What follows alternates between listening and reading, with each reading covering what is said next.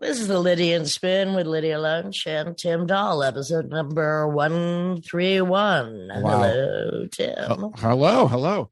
Got a few animal stories today. I don't know. They're all good ones, actually. Take us in. Well, this was a big article, New York Times. A bunch of Patricia Brennan and Dari Orvach. They're both biologists. Patricia's a evolutionary biologist, teaches at Mount Holyoke, and Dari teaches at Texas A&M. They have both been studying dolphin vaginas for years, and I mean the dolphin vagina is supposed to be pretty interesting, especially if you're sexy. Sure. Well, I mean they have these weird. Call it what it is, Tim. Well, they have these kind of like tapered mechanisms in the vagina that can actually literally cock block on unwanted penises. Like, I don't know about you. Like they can just close the door, right? But what they've been really talking about and what they're really excited about is the bottlenose dolphin's clitoris. And it's about the size of a AA battery. But really what it's getting at is the evolution of just sex in mammals, and particularly ones with sophisticated social orders. And that, you know, it's with a lot of mammals, there's a common belief that it's basically there's maybe no pleasure in sex and it's just to have babies. And it might even be true with some of the lower intelligent ones, quote unquote. But what this proves is this clit that basically has extremely sensitive nerves. It can be erect. The epidermis of skin is much thinner for more stimulation. Is that these female dolphins, because a lot of times even with with a high social ordered, complex ordered mammal species, there's a lot of things like, oh, the men are into it, the women are. No, the women are fully into having sex, and there's all these mating seasons that when they're mating, the average duration for sex with bottlenose dolphins is just like a minute or something. It's done. When they're having social sex, which is part of these rituals that they do to keep the packs together, they go on for a long time. They're really into it. And there's homosexual sex. There's all types of stuff going on. And they're rubbing their clits together. I mean, but this is major in terms of just the evolution of pleasure of sex. Maybe the scientists will get onto the human female clit and learn a little bit more about that in the interim. Thank you very much. Maybe. I mean, I'm willing to be studied. Well, I mean, it's interesting with the complex social order, the top of the chain of mammals. So you have these simulated sex that kind of simulates making babies, but it's actually for pleasure, and that's basically nature's way of tricking them, actually, because they're smart enough into like having sex. They're, hey, what happened? But it's also we kill for pleasure too. I mean, you'll see killer whales throwing up seals 40 feet in the air, and then of course this is the higher the social order. We've talked about this before. Humans, killer whales, bottlenose dolphins, chimpanzees. The higher the social order, mammals usually only kill for protection, defense, and for food. It's when we start killing each other. So there's all types of weird shit that just with our complex social order lead to all types of other stuff, including sex just for pleasure. Well, I want to talk about Soji Morimoto, who is a Japanese man, and he rents himself out to do nothing for a living. And he says he will reply to chit chat, but that's it. So Soji Morimoto loves his job, but he doesn't try very hard at it. That, in fact, is exactly what makes him so good at it. Okay. The 38-year-old Japanese man offers his services, or lack thereof, as a so-called rent-a-man. Quote, I lend myself out to do nothing, which means I don't make any special effort. He told CBS Saturday Morning. I don't initiate conversation. I reply to chit chat, but that's it. People pay him to join them in activities ranging from the mundane, like having a meal, to the extreme, like listening to a murder confession. And he got his start in the unusual job in 2018 when he was unemployed and opened a Twitter account called Do Nothing Rent-A-Man to advertise his services. We just work too hard, Tim. He now has more than 200,000 followers. He told the news that he's constantly amazed at the huge variety of personalities, circumstances, and situations of his client. Quote, some people are lonesome. Some feel it's a shame to go somewhere interesting alone. They want someone to share their impression with. He books up to 3 gigs a day and has completed more than 3,000 so far. Now, his past gigs, we're in the wrong line of work. Sharing a coffee in silence, listening to a busker, sharing cake with someone on their birthday, accompanying people to restaurants and shops, joining a client on a swing set. Well, that's weird. Some of the requests he's turned down, including cleaning houses, doing laundry, posing nude, and becoming someone's friend. Quote, I am not a friend or an acquaintance. I'm free of the bothersome things that accompany relationships, but can ease people's sense of loneliness. Now, Japan has recently struggled with managing loneliness and social isolation among residents. And in 2020, Japan reported the rising suicide rates for the first time, and they actually appointed a minister of loneliness to well, the Japanese are special, and it kind of reminds me of I'm not going to say his name, a friend of mine that Simon and I refer to as the human jellyfish, who basically just floats around and gets the same results as everyone else who puts effort into the world. He gets laid the same amount, has bad luck the same amount. He just exists, and just stuff just kind of bumps into him, and it just is just the same. Has the same percentages as basically everyone else. Well, I don't know what Soji's rate is per hour, but I'm thinking of crossing over. Just saying. Well, all right. We're gonna move on to slowly. Don't do too much. Magawa, the Cambodian rat, which is considered a national hero, died. The rat discovered over 100 landmines. Now, Cambodia is littered with these things. People to walk, when they're farming, they're walking through the woods. There's like, am I going to step on a landmine today? Because, well, we know all about that. We're very involved in helping that all those landmines be planted. There's an organization, APAPO, which is basically specializes in basically finding these landmines. They get these. They're called African giant pouched rats. These are fucking huge, but they're. I've seen them. They're huge. They're huge. They're super smart. And they have insane senses of smell. And they're light enough, though, that they step on the landmines, like I set it off. And this thing, they can, they're very thorough. So it's about 30 minutes. They cover basically every inch of what's the equivalent to a size of a tennis court. And there's going and going. They're rewarded with food and stuff. But this was the Babe Ruth or the Muhammad Ali or the Michael Jordan of African giant pouch rats who find landmines. He unfortunately passed away, so Cambodians are mourning today. Well, it's understandable. Pabst Blue Ribbon is in mourning because whoever put these tweets up, they're being dealt with internally. But it was January 3rd when up went, quote, not drinking this January? Try eating ass. That was on the Pabst Blue Ribbon site, and one Twitter user replied, PBR or ass? What's the difference? And somebody replied, ask your mom and then ask your dad. Somebody else suggested Pabst Blue Ribbon change their name to Pabst Blue Ribbon. And nice. Pabst said, yep.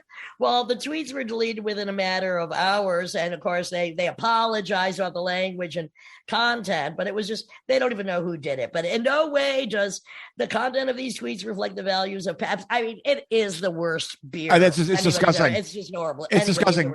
I don't even think it's the original formula. It was, these brothers, they're like the heirs of some Greek yacht. Cruise boat fortune or something like that, and they were investing. I forget their names. I think they bought Playboy too. I think they bought Playboy. Their whole thing was buying up classic Americana brands and then remarketing them. So I don't even know if it's the original formula. Although the original formula probably sucked too. Well, right now, since Simon Slater is not sucking, licking, or tonguing an ass, he's actually drinking a goddamn. I'm not only I drinking one, but I would want to bring on a guest, Mike Simon here, who's been bringing them. Mike, could you come on and talk about why you like Pabst Blue Ribbon? Yeah, this is I'm curious about. Mike, is it because it tastes like ass, or is it because it's the cheapest beer on the market? For me, it is the activity of drinking I enjoy, and I can drink this extensively and be totally fine the next day. And I don't have that reaction. Evening. I don't have that reaction. I mean, I'll drink, 2 in. I'll be like, I guess this is not that bad. And the next day I feel like shit. Oh. There's probably a higher alcohol content in my urine than there is in a can of Pepsi Ribbon. But I haven't tested. I'm not sure. Well, when was the last time anyone here had Colt 45? I mean, that's that kind of gets you going.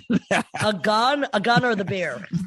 The malt liquor beer. I mean, and the gun. I mean, the thing about those classic malt liquor 40s, the first few sips, you're like, oh my God. And then you usually accompanies a poverty. So you're like, you haven't eaten and you're like, this is not bad, but you're aggressive when you say it. Like, it's good. And then there's, okay. All right. Then you're fighting your roommate. Basically, that's what happens. This story proves that poverty is not only a sense of financial distress. Some people are actually intellectually impoverished. 2 women are charged with felonies after they allegedly threw containers of glitter. What? At a man during an early morning fight. Around 3 a.m. on January 10th, Caitlin O'Donovan, 27 and 29-year-old Sarah Franks, went to the man's apartment in Warehouse, Clearwater, Florida. Oh, yes. And began arguing with him. Scientology. Began arguing with him while he was standing on his fenced-in balcony. I don't know what they were arguing about, but according to the affidavit filed by the Pinellas County arrest warrant, it said the fight escalated. The 2 women allegedly threw a container filled with glitter. Yeah, you can shoot people dead, but you can't throw glitter at them, striking him in the head and torso. Now, one of them is accused of then climbing over the man's balcony, entering his apartment, throwing more glitter at him.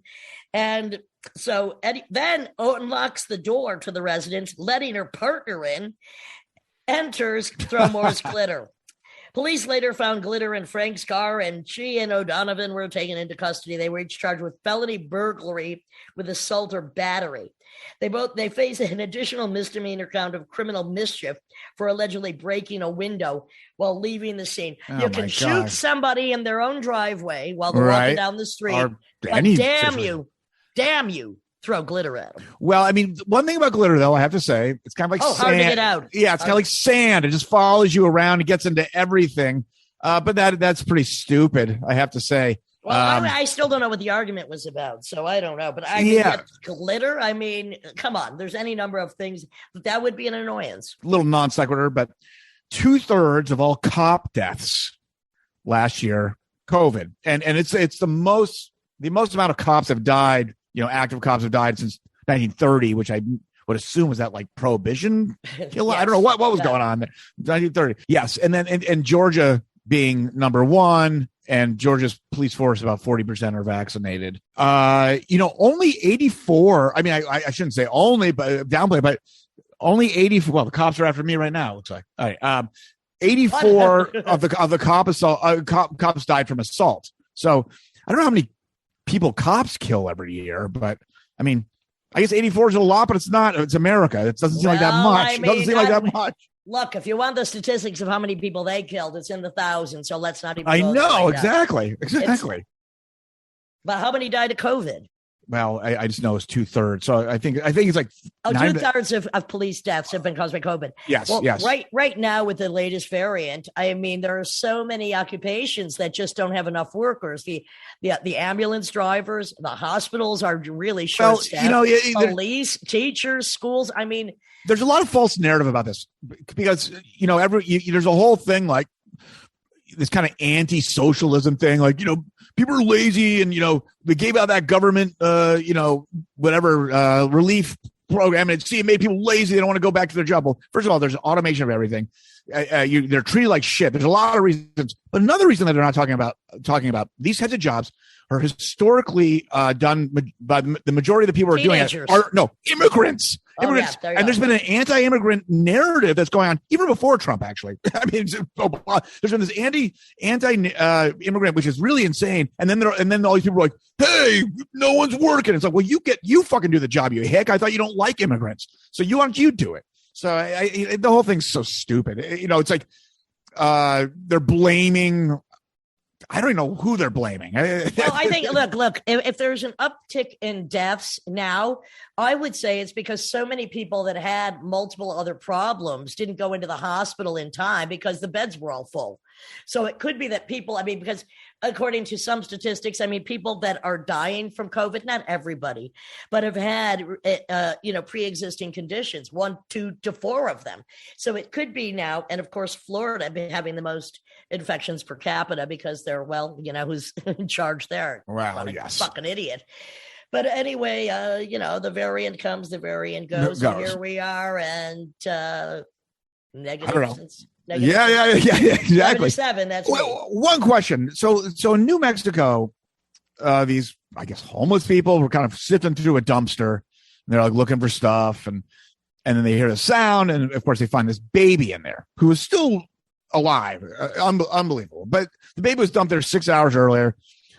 And then they went through the surveillance cameras, and blah, blah, blah, and they see this kind of terrified teenage girl that just comes and dumps the thing off. And then, of course, she's been arrested now. And then she's like, I didn't know I was pregnant. I don't even know what's happening here. How the fuck do you not know you're pregnant? She said she thought she was constipated. Literally, that's her quote.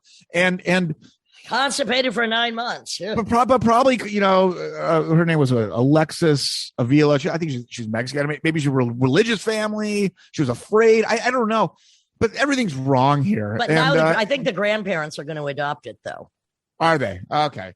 You hear about these stories, like, and then how does a person just give birth to someone and just like one out? Yeah, I just don't get any of that. I don't even know how that's. I don't know. I have no idea. That's why in 2 weeks, upcoming my favorite month of February, not only Valentine's Day, but the month of vasectomies. Oh, yes, it is. Oh, apply now. I'm starting. All right. Well, fuck me fund.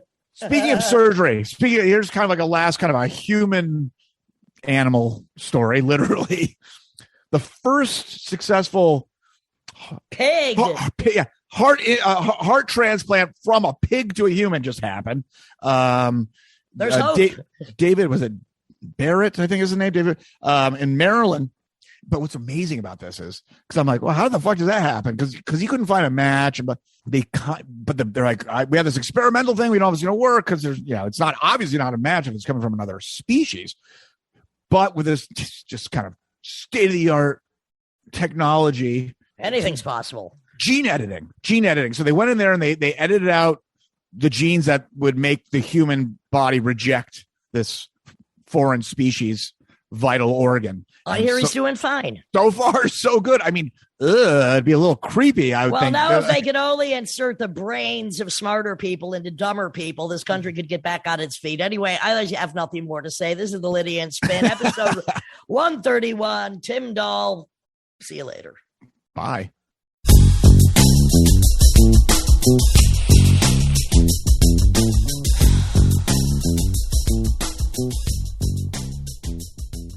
This is the Lydia and Spin with Lydia Lunch, Tim Dahl, and Kier-La Janisse, who is an award-winning and congratulations, Fantasia award-winning for her documentary. Her latest project, she's a filmmaker, author of a mandatory book for all horror fans, House of Psychotic Women, just one of the best exposés ever on the history of the way females have been portrayed in horror films and just a lot of films you may or may not know of. It's absolutely a mandatory encyclopedia.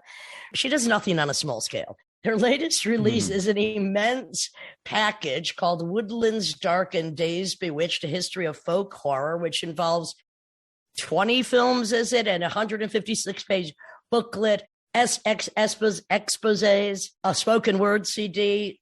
Lord, woman. Fantastic, and congratulations. Thank you. And you just returned, as I did, from Europe where you were showing your documentary. And the subject is folk horror. So I want to start with that. For people that don't know exactly what folk horror is, fill us in on that. Okay. Well, I take a pretty broad approach to it in the film itself, but basically it tends to be, horror films that are set in a rural environment, often dealing with small isolated communities and usually engaging to some degree with folk customs, practices, or beliefs. And so often there's a very strong component of insiders versus outsiders, either people coming from the city into this strange community, or from the perspective of the community where this stranger is coming in and bringing in, threatening new ways. Yeah. And there's like a culture clash, between these cultures, basically. Did you come up with the term folk horror? Oh, absolutely not. No, it's a term that's been around at least for about 100 years. Actually, it was used in like art history and stuff. Okay. But it became popular in about 2010. It was used by Jonathan Rigby and Mark Gatiss on a BBC television series called A History of Horror. So they used that term and they identified some of the films that they associated with it. And it was really in the wake of that episode of that show that it started showing up in horror magazines regularly. People started using it to refer to a lot of films. And so it really didn't become like popular until then. So did the title folk horror first begin with stories with written word? Yeah. So I think like the early on in the documentary, Jonathan Rigby talks about art historians using it to refer to some Gothic paintings and stuff like that. But there's a lot of writers from the early 20th century, like people like M.R. James. There's a lot of stories where you'll have an archaeologist or a scholar who comes to some small village because they're doing research of some sort, and they end up witnessing some pagan ritual or something. And that's like a really, really common story in like old folk horror literature, as well as in films. Like The Wicker Man is probably the most identifiable folk horror film for people. And that is kind of the story of that. It's like the outsider coming into this village and being like aghast at these barbaric practices that they have and stuff, so that's probably the most popular type of folk horror story. What about Shirley Jackson? For instance, We Have Always Lived in the Castle, where actually the two sisters living in this house with the uncle who founded the town become the outsiders, although they were the founding. Would you consider something like that to also be folk horror? Yeah, I think Shirley Jackson in general, she definitely has ties to folk horror, and her strongest one is actually The Lottery. Like her short story, The Lottery. Oh, that's a great one. Yeah, that's a really important American folk horror. Was there a TV movie? I saw that because it's a short film. There's a short film. I've seen that. Encyclopedia Britannica. Yeah. Old Man Teller, is that the guy? The guy who's like yelling stuff. Yeah. That cover of We Have Always Lived in the Castle, that paperback cover. It's so funny because it's such a great painting, and it was reused there's a horror film by Mario Bava called Shock that came out in like 1979, and they used the exact same poster. Would you consider Hills Have Eyes folk horror? I'm pretty sure there is a clip from Hills Have Eyes in the documentary, and we don't get. I mean, it's definitely there because you have this insular family of people that are kind of like living this primitive lifestyle and stuff like that. But it doesn't go a whole lot into their customs or anything like that, so it's kind of peripheral. But Okay. Did you like the remake of The Hills Have Eyes? Actually, I never saw the remake. Oh, interesting. I don't know. Do you avoid remakes in general? Because you have these like of movies you like? I don't know if that's why. Like, I think a lot of times it's like the aesthetics of the remakes, like their posters and everything, like just don't draw me in. It's not necessarily like a thing about the integrity or the purity of the original for me, because I think that, there can be remakes that are amazing, but I think a lot of times they are advertised in this really generic way that doesn't appeal to me. It's obviously like targeting younger, like teenage audiences or something. I don't know.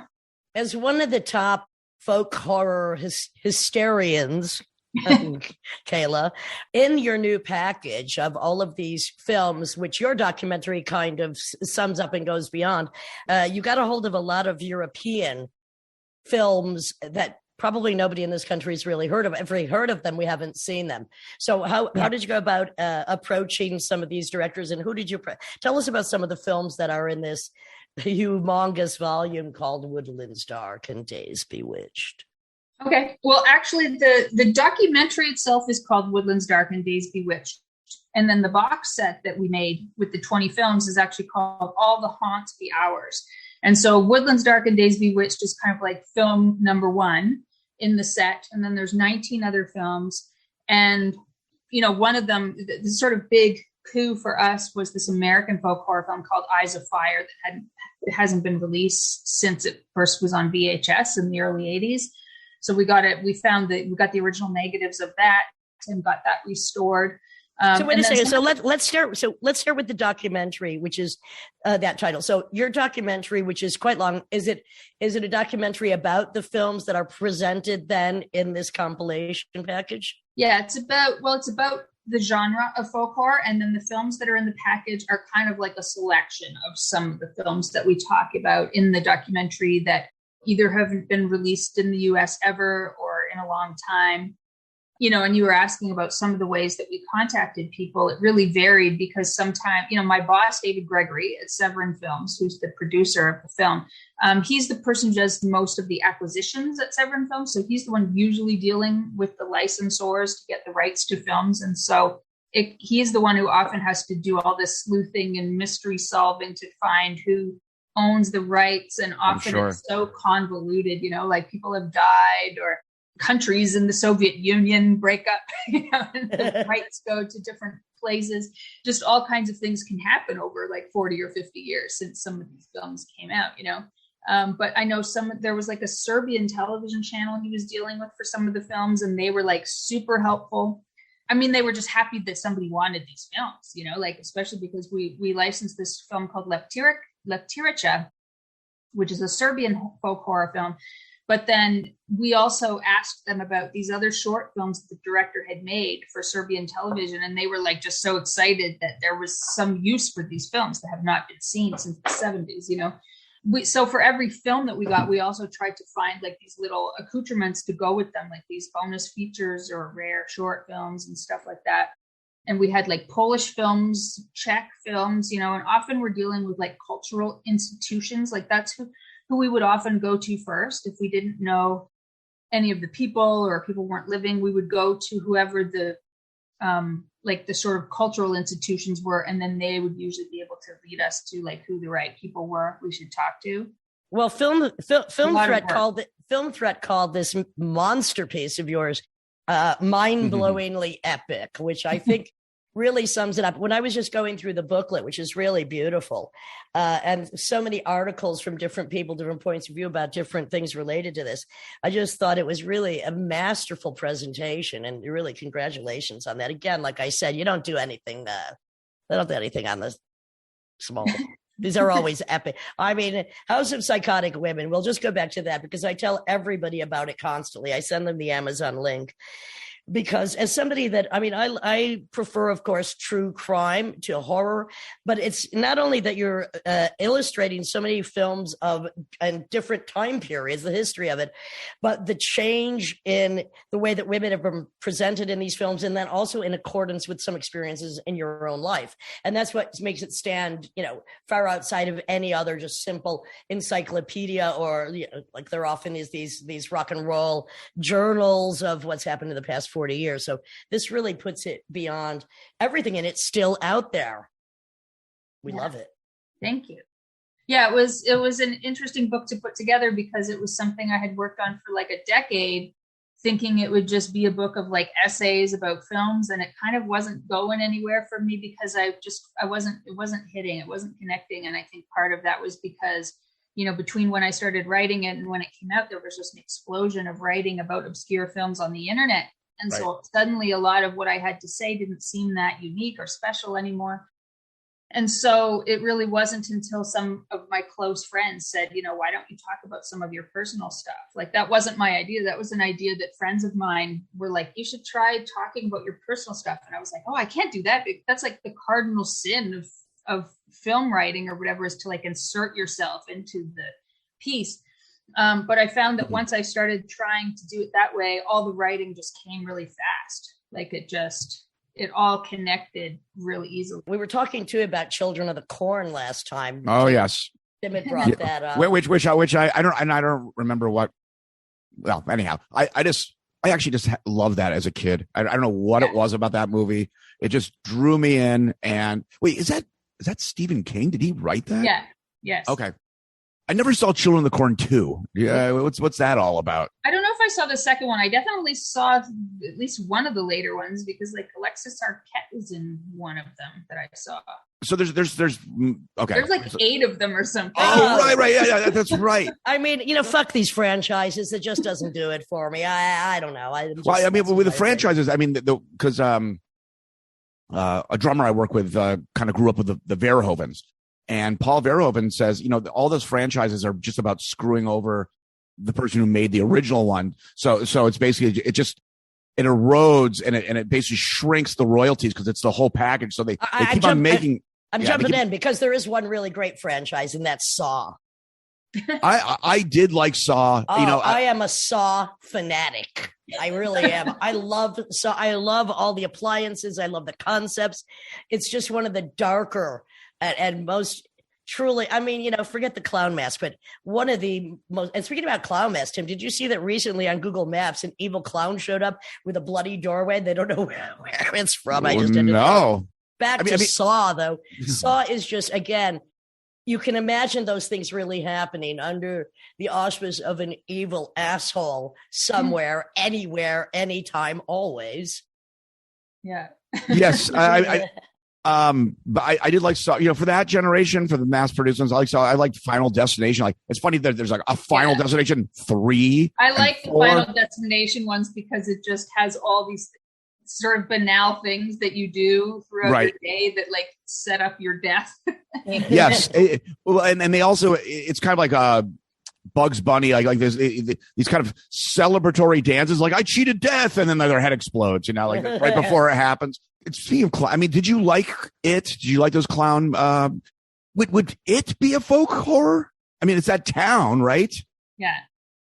I don't think so. I mean, it's weird because so many of these things come up in conversations about folk horror, which is why, like, even the movie itself, people are like, oh, it's so broad that it's hard to even say what folk horror is after watching the film. But a lot of what we covered was because of the different people we interviewed would bring up certain films. And if a film got brought up by like 5 people, then I would include it, and it definitely pops up in lists that I've seen. We didn't cover it in the film. Right. And I haven't given it a lot of thought, but it is something I've seen. The only thing that terrifies me about a clown is that I might have to become one in my next career, because I mean, after being a professional juggler, I don't know what's next. I'm just saying, I wear enough makeup. I won't put the red nose on. Forget the big shoes. Yeah, well, and Funhouse, of course, about the sex obsessed, deformed guy in a clown mask who murders. That was kind of interesting as a kid. And he's a mutant underneath. Yeah. Underneath the mask, he's basically like some carny inbred that's deformed, but he's really into hookers. I mean that was a thing. I remember that. Yes. Wait. Did you say he was into carny hookers? Well, yes, specifically because it starts out. Who isn't? I mean, carny hookers. I mean, because there's a genre. There's a scene in it in the beginning where there's like kind of like go-go dancers who are also hookers or something. I don't know. And then he premature ejaculates, and then he goes nuts, and no pun intended. And then murders the prostitute, and then those teenagers witness it, and they're out. Anyhow, I got to ask. Speaking about modern horror, and not the film, I haven't seen this film yet, but I read an article recently on COVID dick. Did you know such a thing existed? No. Well, it's because of the vascular system that it can either cause people to just have, erectile dysfunction or the opposite. But I don't know. I have to do more investigation. I'm just throwing that in. I thought COVID dick was a guy. But anyhow, he could be like an underground detective. Like while you sleep, he swabs your nose to make sure whether you should be quarantined or not. Hey, I mean, I'm open for if I'm sleeping, you want to swab me, you'll probably get your throat slit. I'm just saying. Nice. So speaking of remakes and I mean, there was a Wicker Man remake, right? Like 20 years ago or something like that. There's a Wicker Man remake with Nicolas Cage, and then there's a Wicker Man sequel, like an official sequel by Robin Hardy, who is the original one, and that one's called The Wicker Tree. And it's funny because I actually watched that when it was brand new. It hadn't been screened anywhere. I watched it with him sitting next to me in my friend's basement. Whoa. My friend was a film programmer. And so Robin Hardy had given him an advance copy of the film. and he invited a couple of his other friends over, including me. So there was like 6 of us sitting in there watching it with Robin Hardy. That's amazing. And the thing was, it was so campy, like it was so over the top campy, which I did not like. I did not respond to it all. So after the screening, Robin Hardy asks me, like, so what did you think of the film? I was like, oh, well, it was a lot funnier than the original Wicker Man, because it's like the only thing I could think to say. And he was like, what do you mean? The original Wicker Man is also a comedy. And I was like, what? Whoa. He was like, it's a comedy. And I was like, the Wicker Man, I was like, if it's a comedy, the comedy is a lot more muted than this movie. He's like, no, I thought the comedy was pretty directed. That's amazing. That's amazing. I'm thinking of doing one called The Icky Man. The what? That's lame. The Icky. Not really, because most men I know are pretty fucking icky right now. That's sure. I guess it's going to be like it's too big a feature to even feature. I consider the original Bad Lieutenant a comedy. I mean, if you look at that as a comedy, you're in tears.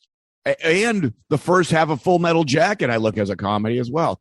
Just a very dark one. What was the duration between the first Wicker Man and the second one? How many years was that? Oh God, like 30 years at least, like that's insane. 40 years, maybe 40 years. And that is so, that even beats Phantasm 1 and Phantasm 2, right? I mean, that's only like 12 or 13 years. I'm going to go back to my original thought that the only franchise, and it's never a remake, is Saw. So forget your 1, 2, 3, 4s. Just do it right the first time. Do not come back 20, 30 years later. Don't make part 2. Get it right the first time. I like Phantasm 2. I thought that was actually pretty awesome. I saw Phantasm 2 in this movie theater in Chicago on Cabrini Green, which was one of the roughest projects. Well, Candyman takes place in Cabrini Green.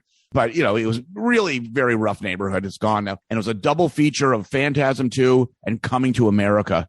And that place was packed and everyone was going nuts. I mean, it was one of the best movie experiences of my life. Kayla, did you ever go to the drive? Did you ever live any place that had drive-ins, or are you too young for that? No, we had drive-ins all the time when I was growing up. And so, but we were in Canada, so they'd only be open in the summer. But I remember seeing Close Encounters of the Third Kind at the drive-in. Whoa. I remember seeing Gordon, last house. Flash Gordon? House on the left at the drive-in. You saw that in the drive-in? Wow. I did. Amazing. Horrifying. Amazing. Yeah. So, I mean, when were drive-in films shown in Canada in the summer? Like 10 p.m.? I mean, the sun goes down pretty late. Yeah, I guess it's not something I thought about as a kid because I don't know, but it must have been like 9. It wouldn't have been 10 p.m., but it might have been like 8:30 or 9. I think it would be a really good idea during COVID if they'd bring it back some drive-ins, because I'm not going to go sit in a movie theater. Yeah. And I would really like to go see the new Guillermo del Toro Nightmare Alley. I saw a trailer. It looked gorgeous. Yeah. I'd really like to go see I think that there's definitely some entrepreneurs who have come up with kind of pop-up drive-in light cinemas during COVID. But I do think it's weird that it hasn't been a much bigger thing. That all the old drive-ins that are sitting derelict or even like the Alamo Draft House that I used to work for, they actually have like this big 35 millimeter rig to show actual film on a big inflatable screen. And for some reason, even though they have all this gear, they were not really taking advantage of it over the last 2 years. Well, probably because so many people are just binging on, Netflix and Hulu and there's all that Plus and all of that they're not even leaving their house. Well, speaking of which, today, as we are speaking, my film came out on Shudder, which is like the horror channel. Fantastic. So Woodlands, Dark Days, Bewitched is now available on Shudder for Shudder subscribers. And they also added a ton of folk horror films with it. So you're going to have your own, I guess you have your own channel almost soon. That's fantastic. Yeah. Excellent. Shudder is good. Yeah. For all us horror hoes out there. Yeah, and they have a lot of good adjacent programming too. Like they have a pretty broad approach to horror as well. What was the death of the drive-in? I mean, there must be a real reason why they all went out of business. Was there like just people were sneaking in? I don't know, or sitting on hills? I don't know, because they were sneaking in like right away. I think as soon as drive-ins were new. Right. That's a really good question, Tim. I mean, I remember when I lived in Pittsburgh, I mean, all of the old drive-in theaters became like flea markets, but what did kill the, that's a good question. I mean, it may have been like cable, pay TV, stuff like that, because like it seems like it died. It seems like it might have died earlier though. Oh yeah, by the mid 80s, those things were pretty much gone. Right, but by the mid 80s was when pay television was really get it coming into every home. I mean, there was pay television in the late 70s, but I think a lot less people had it. Like, it was kind of a luxury. But I think by the mid 80s, like pretty much everybody had like HBO or, all the different channels. We had one in Windsor, Detroit, where I grew up, that was before HBO, called On Television, and it was like after 8:00 at night. So it was like there was like a UHF channel called Channel 20. Okay. And then after 8:00 at night, it became pay television. It became this channel weird On. And it was like, I remember we had it before we had HBO, but it was like it was like movies, like uncut movies and stuff like that. And I always thought it was so weird that it was like only after a certain time of night. And I had to actually look that up and see if I was remembering things wrong. But apparently that was a common way they used to do things. Like they would split channels between different networks, like they would share them. So how did that work with Windsor, Detroit once cable came in? I mean, when you had antennas, you could get stations, Canadian ones and American ones. And then with cable contracting, did that suddenly change all of that? Well, it was weird because, I mean, we were right on the border. So we got all the normal, we got like NBC, CBS, and ABC. But then when like this channel On that I mentioned and HBO, we weren't supposed to get, because at the time we didn't have those channels in Canada. And in America, people only got them if they paid. But somehow, I always thought it was like some magic accident or something, but I'm sure my dad just jerry-rigged some illegal thing. But we got those channels for free somehow as a kid. So it was really weird. I had access to so many more movies than many other kids I knew. And I think it was because my dad had probably figured out how to hack into it and get it for free. What was the first movie that really scared the pants off of you? Well, the one I can't remember if I mentioned it on the show before, but there's one called Horror Express that was a British horror film that takes place on a locomotive. And it has like Telly Savalas, Christopher Lee, Peter Cushing. And that was one I saw really young and on a Saturday afternoon creature feature type thing. And it gave me nightmares for like 12 years, I had nightmares forever about that movie. So that's probably the first one, but also just any kind of, the clown at the end of the bed in Poltergeist. Really scared me. Well, wait, let's try to analyze this for a minute, because there are those that are afraid of clowns and those like myself that I don't laugh at clowns and I don't fear clowns. I find them pretty much pathetic people trying to make other people happy because they are so miserable. And I don't understand this fear of clowns. I just want to rip their fucking noses off. I don't get, where does this come from? Anybody Tim, fear of clowns? I don't know. I think when kids are really young and they go to the circus, clowns are a little scared. I think, I don't know. That my sister was a clown for a short time. I had no fucking idea. She was on she somehow worked with Jerry Lewis, my hero, buddy, love, at one short period, which is why I knew he was a sadist, which is made me fall in love with him even more. I am just saying part of my own folk horror history. My sister, the clown. I became the juggler and the knife thrower. Whatever. There was a girl in my high school that dropped out to go to clown school, and we all were teasing her or just laughing at the idea, like, what are the tests like in clown school? Like multiple choice, like the bigger laugh, like the giant shoes. It's like, oh, the big nose. So it's like, God, this is a tough one. I didn't study, like, I don't know. Ridiculous. When I was 5, I saw the Amityville Horror, and that scared me. The idea of just like, I don't know, demons in the house or something. I don't know. But I got over that. The Amityville Horror. When I was a kid, my dad had the paperback of the Amityville Horror, and it had drawings in it. Like it had floor plans in it of like where the secret room was in the basement, and it had a drawing that the daughter had done of Jody the pig, like the invisible pig. Right, with the eyes. And I just remember the book actually scared me so much more than the movie even. And I remember as a kid just like looking at those floor plans over and over and over again. I was like obsessed with them. They had like maps of like the land where the house was built on and stuff like that. I was obsessed with that stuff. So many examples of people feeling as if they're being haunted in their house are really down to simple scientific and mathematical problems. Like often it could be a slight carbon monoxide. Oh, right. Sometimes the house does settle. It does creak. Radiators do rattle. Children's imaginations are very vivid, and they're far more psychic, if you want to believe in that, which I do, than others. But there's often a lot of just basic examples, and a lot of times it is like gas poisoning that's causing people to hallucinate, and it ain't laughing gas. Wow. Terror gas. When I had to do like kind of jazz gigs in Long Island, I'd have to go through Amityville all the time. And the problem with that actual house is teenagers would like vandalize the fuck out of it and stuff. It was just, I mean, it actually did turn into a nightmare, like just owning the thing with that story, just because just everyone would be showing up all the time and all types of weird stuff. Well, they changed the windows on it, those kind of half-moon windows. Those eyes. Them to be just squares because they were hoping that less people would want their picture taken in front of the house since they have the windows. I don't think it has helped, though. I think there's still like entire tour buses that like pull up to that house and 30 people get out and take pictures. I think gangs of marauding teenagers was far more threatening and frightening than anything I've ever experienced on the other side of the realm that we live in. I'm just saying. That is for sure. A pack of kids. Oh, boy. Well, children of the corn. Well, they have no sense of their own mortality. You know, like they just... And they certainly don't give a shit about anybody else's either. I mean, raised by no one is probably worse than being raised by wolves. So, Kayla, did you see, because, you know, as an obsessive of true crime docuseries, the crime scene Times Square killer?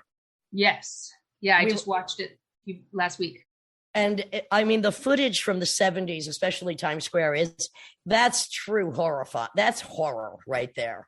Yeah. And they really did a good job on that. And anybody that's curious about absolutely how dangerous New York was in the late 70s, especially Times Square, need to see this. And the fact that, you know, the killer who should have been apprehended long ago, and this is, of course, before DNA. So they just had fingerprints or finally just catching the guy. What's interesting about the Times Square killer is that one of the women whose mother was murdered by him befriended him in order to help get the details of all the other women, because he might have had 80 or 100 women that he killed, the information on that. It's a really good series. Yeah. And it's by the guy, I think it's also the consulting producers, I think, are the people who do the Rialto Report podcast, which is a great podcast about golden age adult film stars and stuff. Right. And Marty Hodis, who was the king of Times Square, is on one of the Rialto things. So it's a pretty good investigative thing if you got nothing to do on a Friday or Saturday night. I don't even remember hearing about that at the time, and I was in New York. Yeah. And because, I mean, after all, they just view it as, well, I mean, okay, so some working girls got murdered and had their heads and hands cut off in Times Square. Oh, well. What was amazing about that documentary is that one of the women involved in it sought out, because she was adopted, sought out her mother, and her mother was one of the first women they discovered in a Times Square motel without her head or hands. Yikes. Yeah.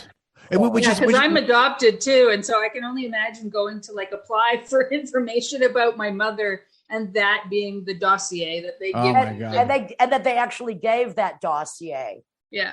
Unbelievable. And then again, you know, another freak gets away with the abolition of, I will say, innocent women just trying to survive.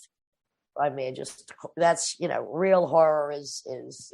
But that's also the opposite of the folk horror, which is the folk horror is kind of like conspicuous, yet in a remote area where in this conspicuous in the sense that there's basically a conspiracy that's out there in the open, as opposed to a person you can't see that's just kind of sifting through a big city, and you just don't know when the attack's going to happen. It's a different fear, I guess. Hey, so is there any cities, I mean, growing up in Canada, it's so vast, it's so huge. You must have come across some pretty eerie towns like, oh boy, what's happening here? Or is that just more your imagination? What's the history of Canada? There must have been kind of real shit that's gone down like that at some point. I mean, there's definitely been, there was like a family in Ontario that was like,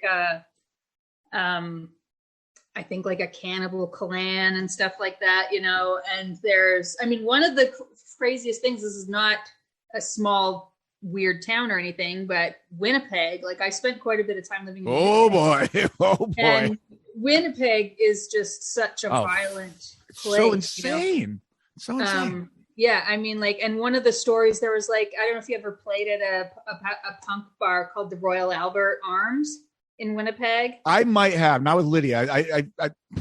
Yeah. So this was like it's been a punk venue since the 80s. I think I have. Bar, and it had a single room occupancy hotel above it. Oh.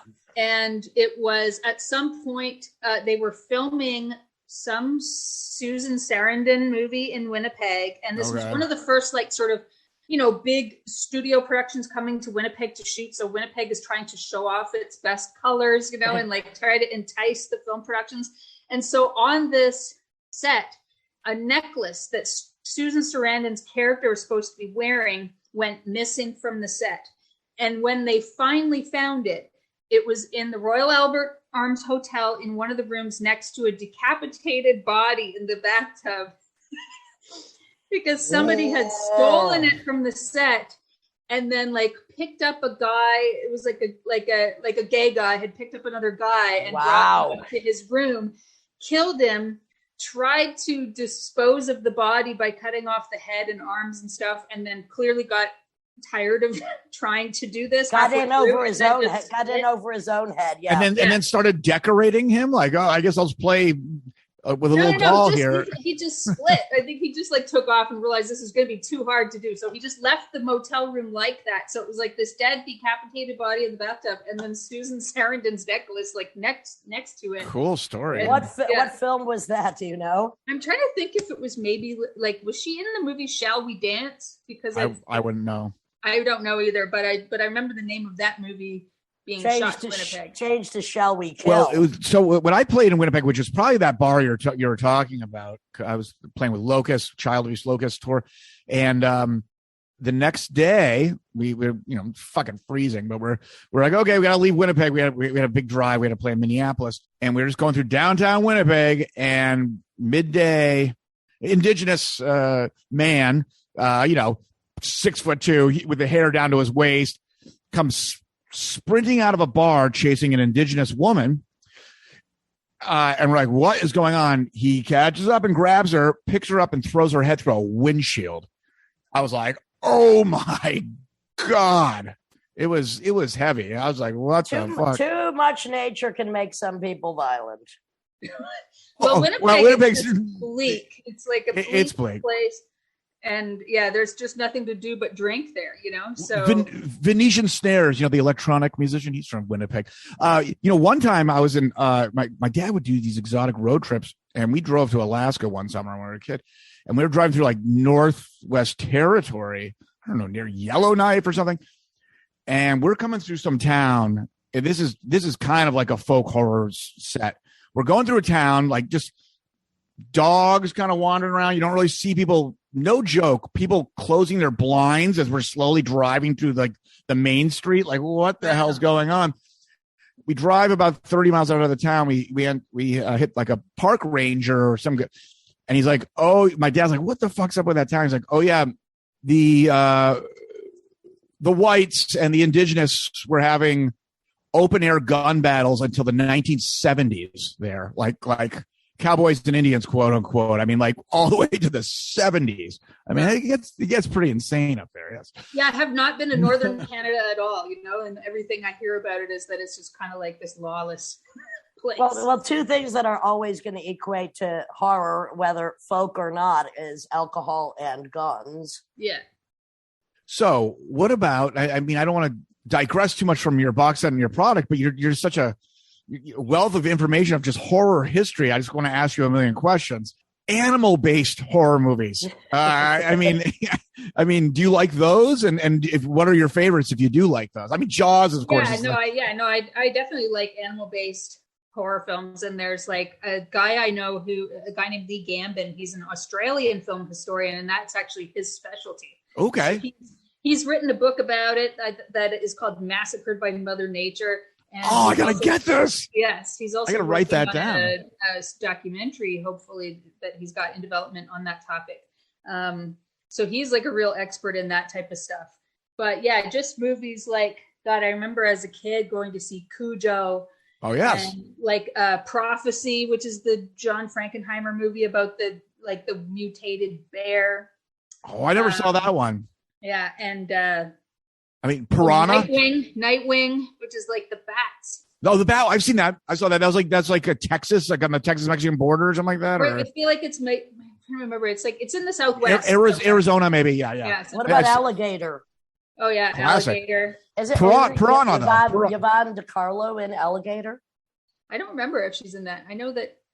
I think Henry Silva is in that. That's all I remember. I have to check that out because I know that also Robert Englund, I thought, and maybe I have this confused with another film, but Robert Englund is in Eaten Alive, which is a crocodile film. Okay, excuse me, Crocodile. I always get them mixed up. So Yvonne DiCarlo is in that. I think the opening scene is of his crotch, and he's unzipping it. He goes, "My name is Buck, and I came here to fuck." Am I imagining this? That might be the beginning of Eaten Alive, which I haven't seen in a while. But that's like it's like set in Louisiana somewhere. I think that's it. Yeah. Wasn't there like an alligator crocodile one that came out in the 90s called Lake Placid, and it was like a prehistoric one came out of like upstate New York? It made no sense. But I mean, Cujo though. I mean, Saint Bernards. I never consider them scary, but I guess.